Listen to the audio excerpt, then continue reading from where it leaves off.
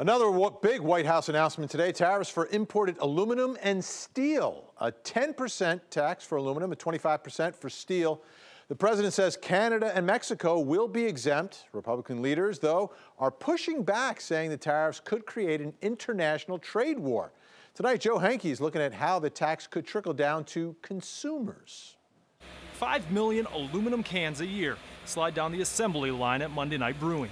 Date code it, check it, pack it out in 6-packs and cases, and then it goes out to the market. Monday Night's co-founder Joel Iverson says packaging is a large part of his budget. It's a pretty big chunk. We've shifted from bottles into cans, partially because it was more affordable and more recyclable. Good news for Iverson, Monday Night's cans are produced in the U.S. and Mexico. Today, President Trump said Mexico and Canada are exempt from the 10% tariff on aluminum.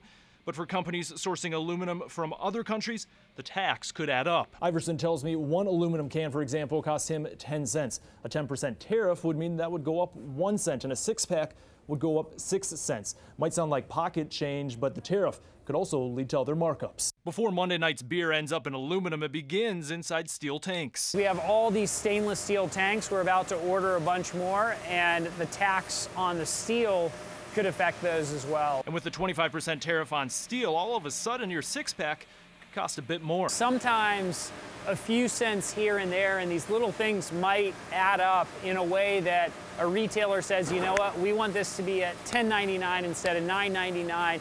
And President Donald Trump is not the first president to put a tariff on steel. George W. Bush put a tariff on steel imports in 2002.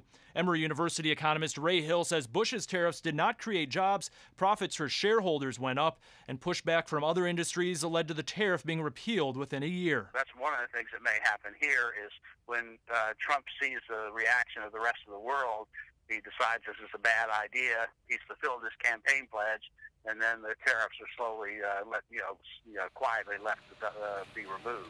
Back at Monday Night, they will keep making beer, but are now waiting to see how the tariffs play out. Just a lot of uncertainty, which is not good as a business owner. And Senator Johnny Isakson is one of several worried Republicans up in D.C. speaking out against the president's tariffs.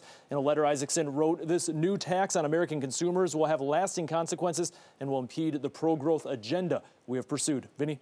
All right, thanks so much, Jim.